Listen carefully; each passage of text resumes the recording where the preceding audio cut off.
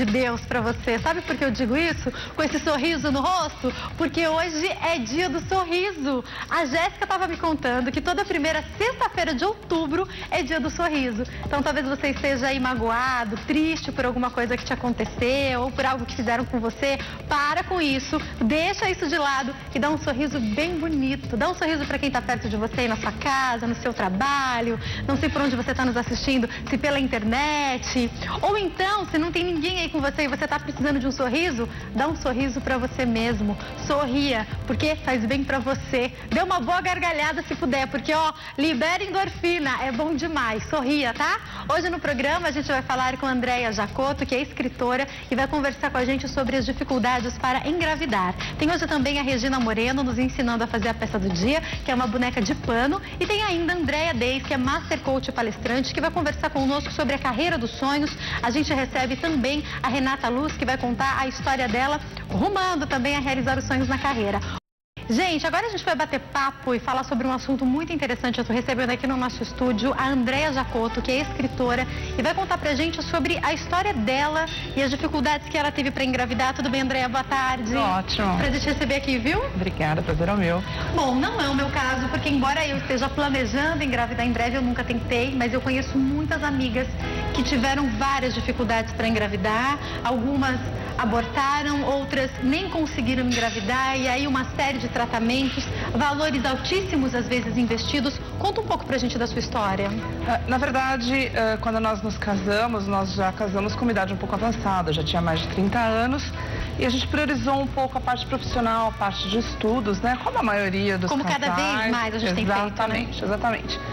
Quando senti aquela vontadezinha de ser mãe, né? A gente diz que a natureza chama. Eu comecei a fazer alguns exames a pedido da minha ginecologista pra gente estar verificando se estava tudo certinho. Parei de tomar pílula, né? E ela foi, em 1 ano vocês têm que engravidar. Quantos anos você tinha? Eu já estava com 34 anos. Né? Então... Gente, não fala assim já, né? Que eu tô com 30. Pelo amor de Deus. Continua. E nós fizemos, então, uma série de exames, né? Uma série de procedimentos. E ela chegou pra mim em 8 meses, mais ou menos, e falou: Andréia, acho melhor você procurar um especialista. Porque... É interessante essa sua colocação, Andréia, porque eu brinquei, mas a gente vem de uma geração que com 30, 31, 32, a gente já, eu pelo menos costumo falar que já faz um pouquinho mais de 1 ano que já me deu start de que não poder ver um bebê e querer pegar no colo, essa história de falar, acho que eu quero isso. Mas aí você fala, deixa eu estabilizar um pouco mais profissionalmente, deixa eu realizar aquela viagem que eu queria. Exatamente. E a gente ouve tanto falar que tem mulheres engravidando com 50 anos que a gente fala, até os 35 tá tudo bem. Eu acredito que você pensou assim como eu e tantas outras mulheres. E eu vou te contar que eu tenho, no mínimo, muito próximas, 5 amigas que quiseram esperar até os 35 e antes disso descobriram que talvez não pudessem engravidar. Este é o grande problema. Todo mundo fica adiando a gravidez, E né? a natureza não é para se adiar tanto e a gente pensa que ficou natural. Não, podem acontecer, a ciência evoluiu, mas o natural não é engravidar mais velha, né? Exatamente, exatamente. Quando a gente descobriu, ela falou, vamos procurar um especialista. Fizemos uma série de exames. No nosso caso, nada aparecia. Você ficou muito triste?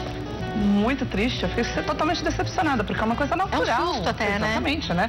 É uma coisa natural engravidar. Você não fica imaginando que você vai ter tanta dificuldade, que você vai ter que passar por tanta coisa como a gente passou. Seu marido teve que fazer alguns exames também? Dos dois. Sempre é o casal que faz os exames, né? Normalmente a investigação começa pela mulher, porque a mulher é que tem a maior parte de envolvimento na gravidez. A questão de hormônios, a formação física, né?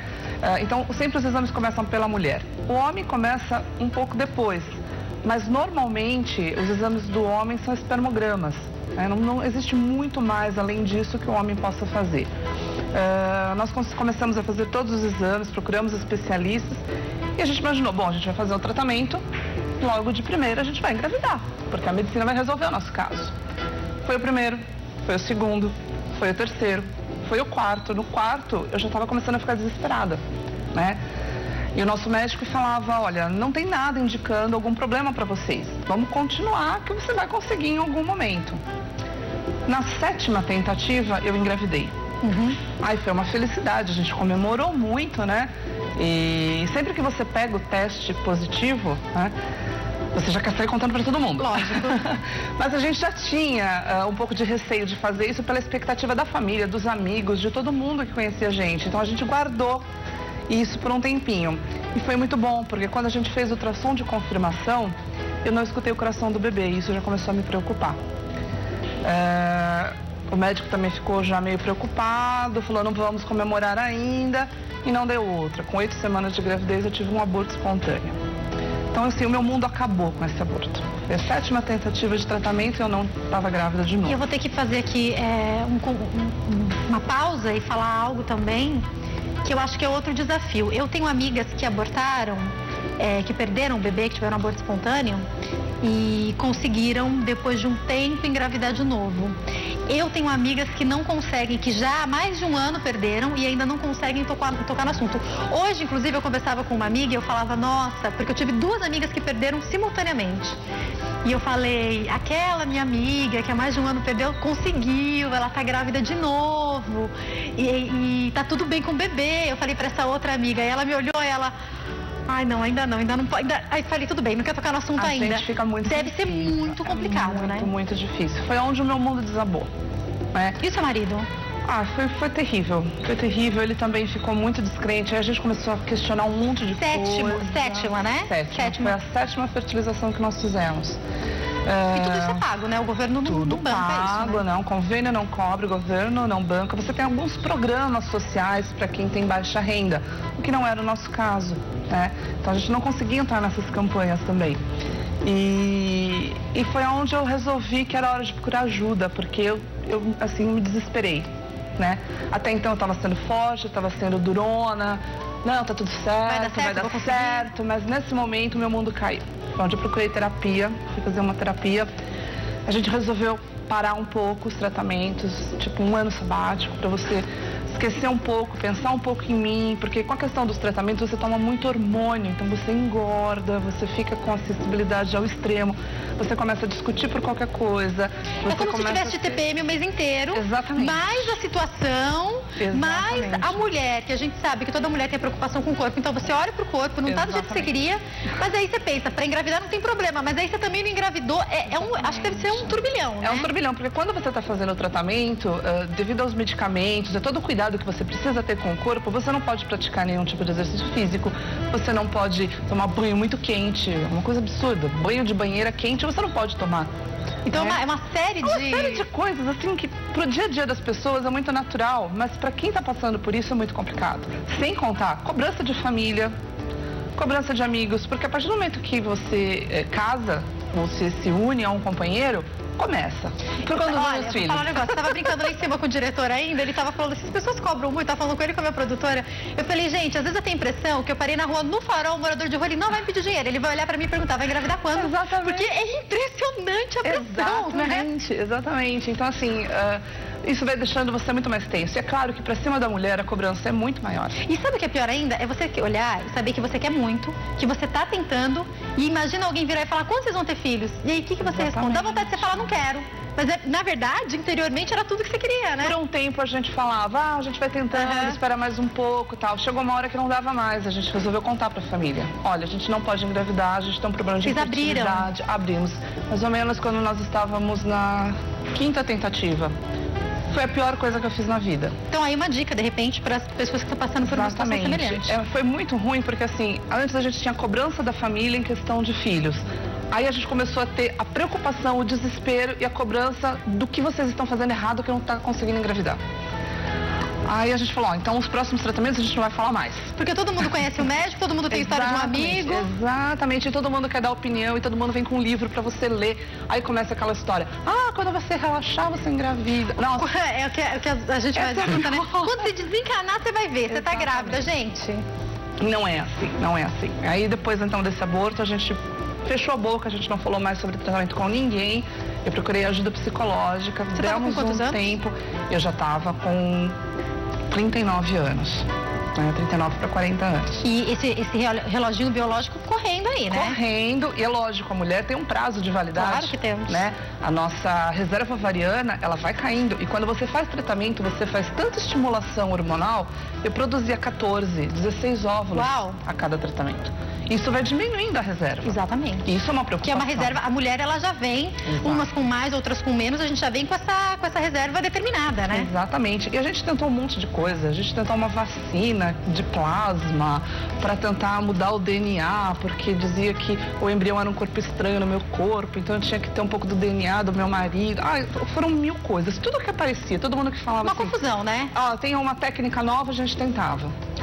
Aí, quando a gente fez a 8ª fertilização, que não deu certo, a gente parou tudo e falou, não, peraí, vamos procurar uma segunda, uma terceira opinião, vamos tentar ver o que está acontecendo. Não é possível, porque toda vez era, não deu, vamos tentar de novo, não deu, vamos tentar de novo. E lá vai dinheiro, porque cada uma dessas é uma e lá nova... vai dinheiro, e não só o dinheiro da clínica e do médico, você tem toda a parte de medicamentos que são uma fortuna. Caríssimos. São todos importados. Para estimular, não sei se você estava tomando aquelas injeções para estimular, mas elas também são caríssimas. Elas são caríssimas, são caríssimas. Então nós mudamos de clínica. Quando nós mudamos de clínica, nós pegamos uma clínica que foi mais investigativa no nosso caso. Mesmo porque eu tinha um histórico de quase 6 anos de procedimentos, de exames. Eu levei um calhamaço de papel para o médico, assim que a gente ficou 1h30 analisando tudo. E ele trouxe um urologista junto, ele, mais assistente, todo mundo conversando, todo mundo estudando, né? E chegamos a algumas conclusões, né? Então, meu marido tomava um medicamento que ele parou de tomar por um tempo.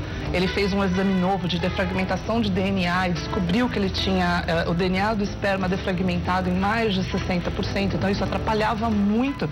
Então, porque tem tudo isso. A dificuldade já reduzia ainda mais, então. Exatamente. Então, coisas que a gente não pensa, né? Que você tem o espermatozoide A, B, C, aquele que nada, aquele que não nada, aquele que é com a perninha quebrada, aquele que tem o DNA fragmentado. Nunca. A gente já sabe que tem os que são mais rápidos. Acho que é a única coisa que a gente sabe, não sei se nunca você para pra pensar isso, né? Então a gente vai descobrindo um monte de coisa nesse meio tempo. E graças a Deus a gente conseguiu, felizmente, engravidar, né? Foi a 9ª tentativa e eu consegui engravidar da minha primeira filha. E foi assim, quando eu peguei aquele teste positivo, eu já estava meio assim que anestesiada, eu não comemorei a primeiro momento. Eu falei, não, eu preciso escutar o coração da minha filha. A hora que eu escutar o coração e souber que tá tudo bem, eu vou comemorar. Aí quando a gente escutou o coraçãozinho, nossa, foi assim a coisa mais maravilhosa do mundo, né? Mesmo assim a gente tentou segurar um pouco. Falou, não vamos contar para as pessoas ainda, porque a gente não sabe o que pode acontecer. Sem publicar no Facebook, né? Porque... Nada, segredo total. Então você imagina, você segurou toda a tensão e a tristeza e agora você tem que segurar toda a alegria. Aí a gente esperou mais um tempo, fez um segundo ultrassom. Tá tudo perfeito, tá tudo lindo, maravilhoso, agora a gente conta. E foi aquela alegria total, né? Todo mundo comemorando, todo mundo feliz da vida, né? E a minha gravidez foi correndo super bem, assim. Eu trabalhava muito, eu sempre fui tipo workaholic, sabe? Você entra 8 horas da manhã e não tem hora pra sair da empresa. Se precisar trabalhar de final de semana, trabalha. Eu sempre fui muito agitada, né? E eu tive que abaixar o meu ritmo. Lógico. Porque, apesar de tudo, a minha gravidez era uma gravidez não de alto risco, mas eu já tinha mais de 40 anos, né? Eu tinha que tomar todos os cuidados. E foi uma gravidez tão desejada que, meu Deus, eu tomava todos os cuidados possíveis, né? Meu marido não me deixou mais dirigir. Não, você não vai dirigir, eu te levo pro trabalho, eu te busco, não sobe escada, não corre, não pega peso. Exatamente. Todos os cuidados. Fui fazer uma consulta pré-natal com 25 semanas e percebi um sangramento muito forte. Eu já me desesperei, né? Aí eu tava no consultório da médica junto com o meu marido e eu cheguei pro assistente dela e falei, olha, tem alguma coisa errada, eu tô com um sangramento muito forte. Imediatamente ela entrou no consultório, já conversou com a médica. E o André, meu marido, assim, aconteceu alguma coisa? Não, não aconteceu nada, tá tudo bem. E não tava tudo bem, tinha estourado a minha bolsa com 25 semanas. Uau. Na verdade eu tive um problema chamado bolsa rota. Como se tivesse um furinho numa bexiga cheia de água e conforme eu ia me mexendo, o líquido amniótico ia saindo. Que não tem nada a ver com a sua dificuldade para engravidar, é uma outra situação agregada. Outra situação. Então assim, apesar de toda a dificuldade para engravidar, não tem nada a ver. Eu ainda tive esse problema da bolsa rota. Eu fiquei internada por 56 dias, deitada, sem poder me levantar para nada, tomando de 4 a 5 litros de água por dia. Para tentar segurar o máximo possível a gravidez. Aí a gente fazia ultrassom a cada 3 dias para ver se estava tudo bem com a bebê, tudo direitinho. Então assim... Porque você foi perdendo o líquido amniótico. Eu ia perdendo o líquido amniótico. Amniótico saindo, o tempo inteiro. O tempo inteiro. E você tinha que de alguma maneira tentar repor. Exatamente. E aí? Depois de 56 dias, ela não aguentou, né? E eu entrei em trabalho de parto. E a minha médica falou, não, tive que fazer uma cesárea, porque imagina, eu estava 56 dias deitada, minha circulação estava totalmente comprometida, eu estava tomando anticoagulante, então ela nasceu de 32 Como semanas. É o nome dela? É Larissa. Ela nasceu de 32 semanas, graças a Deus ela nasceu super bem, respirando sozinha, tudo ficou na UTI neonatal. E aí foi uma nova experiência, mais uma dificuldade a ser enfrentada, que tudo isso ninguém imagina. Quando você fala, vou engravidar, você não pensa em nada disso, né? Aí ficou na UTI, fiquei lá com ela e todo o trabalho que teve de UTI. E aí conseguimos trazer ela para casa, o que é uma coisa assim que é normal para toda mãe, que o filho nasça, depois de 2, 3 dias você vai com ele para casa, né? É muito difícil você não poder levar a mãe receber alta e a criança não, dizem Exatamente, que é terrível. É terrível. Infelizmente, por causa do nosso tempo, André, eu vou pedir para você resumir, porque eu sei que a sua história não acaba aí e sei que você transformou essa história em livro, né? Exatamente. Na verdade, eu quis dar um irmão para Larissa e a gente acabou engravidando Quanto de tempo depois? 3 gêmeos. 1 aninho depois. Tem tratamento? Não, foi com tratamento de novo, né? Não tinha como engravidar sem tratamento. 4 filhos em quanto tempo? 4 filhos em 2 anos. Que coisa linda! Uma loucura deve ser, né? Uma loucura. Com quantos anos eles estão hoje? Hoje eles estão, a Larissa com 4 anos e os trigêmeos, a Ana, o Alexandre e o Felipe com 2 aninhos. Conta pra gente rapidinho, por que você escolheu escrever o livro, o que tem a gente... Na verdade, eu comecei a escrever o livro quando eu estava internada no hospital e foi uma ideia que eu tive porque eu tinha tanta dificuldade de falar com as pessoas, de que as pessoas entendessem aquilo que eu estava passando. Eu falei, eu preciso escrever, eu preciso contar para as pessoas a dificuldade que um casal tem quando passa por um problema de infertilidade, né? E aí eu acabei estendendo com o nascimento da Larissa e depois com o nascimento dos trigêmeos. Então eu conto aí toda a nossa aventura, né? Toda eu sei que você queria sair esse bate-papo aqui muito longo, mas os detalhes vão estar no livro. Exatamente. Aliás, para quem é daqui de São Paulo, o lançamento do livro Mãe de Proveta acontece hoje no Shopping Cidade São Paulo. Às 18, é isso, né? A partir das 18 horas. Shopping São Paulo, hoje, a partir das 18 horas. Então, dá pra dar uma corrida lá, adquirir o livro, te encontrar por lá também, né? As crianças vão estar lá também. As crianças vão estar lá também, que delícia. Olha, parabéns, muito sucesso, que Deus te abençoe. E que esse livro possa também auxiliar e ajudar várias mulheres e até mulheres que talvez nunca passaram e tomara, não passem por problemas como esse, mas que possam ter a sensibilidade de saber lidar com as outras, com as amigas, com alguém da família que está passando por isso, né? Exatamente. Muito obrigada, viu? Obrigada Site Facebook passando aqui pra gente. Uma ótima tarde, Andréia. Obrigada. Obrigada, Jaque.